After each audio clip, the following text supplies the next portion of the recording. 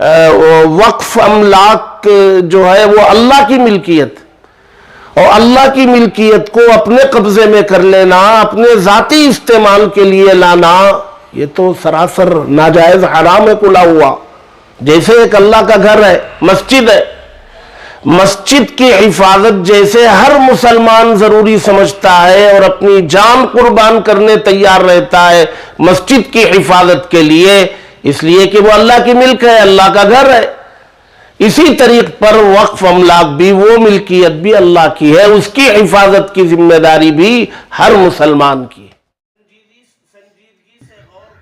مسلمان مسجدوں کی طرح وقف جائیدادوں کی بھی حفاظت اور ترقی کے لیے آگے آئیں، وقف کی اہمیت، افادیت اور فضیلت کو سمجھیں۔ وقف اللہ تعالیٰ کی ملکیت ہے۔ وقف جائیدادوں اور وقف کے معاملات میں بدعنوانی، خرد برد، رشوت خوری اور ناجائز قبضوں کا خاتمہ ہونا چاہیے۔ جمعیت علماء ہند کرناٹک کے ریاستی صدر مولانا افتخار احمد قاسمی نے بنگلورو میں یہ بات کہی۔ وقف املاک کی، وقف پراپرٹیز کی حفاظت اور ترقی کے لیے جمعیت علماء ہند ملکگیر سطح پر مہم چلا رہی ہے۔ 29 مارچ 2024 18 رمضان بروز جمعہ کو یوم تحفظ الاوقاف کے طور پر منانے کا جمعیت علماء ہند نے اعلان کیا ہے۔ مولانا افتخار احمد قاسمی نے کہا کہ 18 رمضان جمعے کی نماز کے موقع پر ائمہ کرام وقف کی اہمیت و افادیت پر خطبہ دیں گے۔ مسجدوں کے ذریعے اور مختلف سطح پر بیداری مہم چلائی جائے گی۔ مولانا افتخار احمد قاسمی نے بنگلور میں میڈیا سے خطاب کرتے ہوئے کہا کہ وقف کے املاک پر ایک بڑا قبضہ حکومتوں کا ہے، تو دوسری طرف مسلمان بھی وقف کی جائیدادوں پر قابض ہیں، وقف کے غلط استعمال میں ملوث ہیں، لہٰذا وقف کی اہمیت مقصد اور فضیلت کے سلسلے میں مسلمانوں کی بڑی تعداد ناواقف ہے۔ اس مسئلے کو دیکھتے ہوئے جمعیت علماء ہند نے ملک گیر سطح پر مہم چلانے کا فیصلہ لیا ہے۔ جنوبی ہند نیوز رپورٹ۔ شکلوں میں سامنے آنے لگی ہے۔ 18 رمضان المبارک کو ابتدا ہوگی اس بیداری مہم کی اوقافی سلسلے میں جی، اور کرناٹکا کے کانٹیکسٹ کو لے کر بھی بتائیے کہ کیسے دیکھتے ہیں آپ کرناٹکا میں جو اوقافی جائیدادوں کے تعلق سے کئی وضاحتیں سامنے آئی ہیں، کئی ایکسپوزز سامنے آئے ہیں۔ بالکل، کرناٹک میں آج سے نہیں، جب سے ہم نے ہوش سنبھالا تب سے یہاں کی وقف کے جائیدادوں کے خرد برد اور اس کے غلط استعمال، اس کے ناجائز قبضوں کے سلسلے میں سننے کو، دیکھنے کو، پڑھنے کو برابر مل رہا ہے۔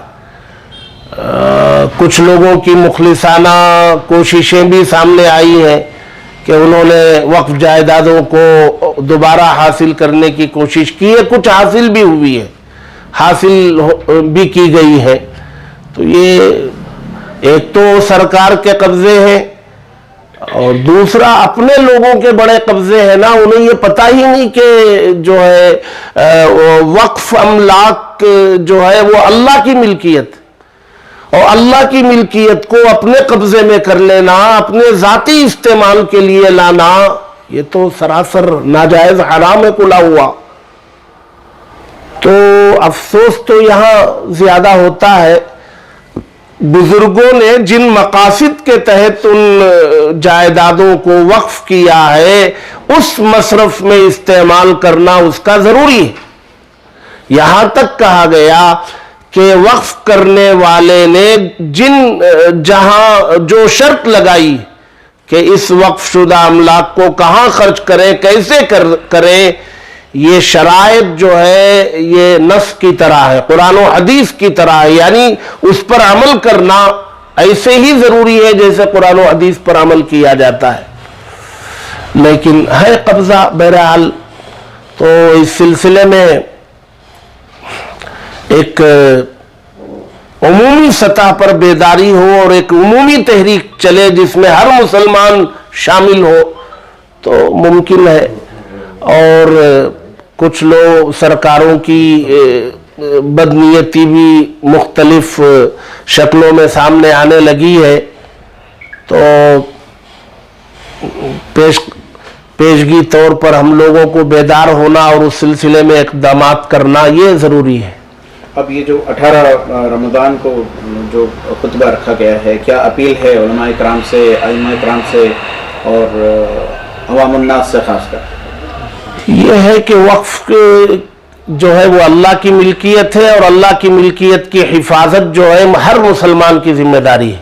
جیسے ایک اللہ کا گھر ہے، مسجد ہے، مسجد کی حفاظت جیسے ہر مسلمان ضروری سمجھتا ہے اور اپنی جان قربان کرنے تیار رہتا ہے مسجد کی حفاظت کے لیے، اس لیے کہ وہ اللہ کی ملک ہے، اللہ کا گھر ہے، اسی طریق پر وقف املاک بھی، وہ ملکیت بھی اللہ کی ہے، اس کی حفاظت کی ذمہ داری بھی ہر مسلمان کی ہے۔ اس ذمہ داری کو مسلمان محسوس کرے اور اپنی خدمات پیش کرے۔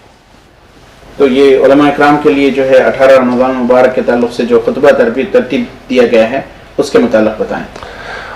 جی، وہ خطبہ وقف کیا ہے، اس کی حیثیت اسلام میں کیا ہے، اس کے کیا شرائط ہیں، اس کا استعمال کیسے ہونا ہے، قرآن و حدیث کی روشنی میں ایک خطبہ ترتیب دیا گیا ہے جس سے علماء بآسانی فائدہ اٹھا سکتے ہیں اور عام فہم انداز میں لوگوں کو سمجھا سکتے ہیں۔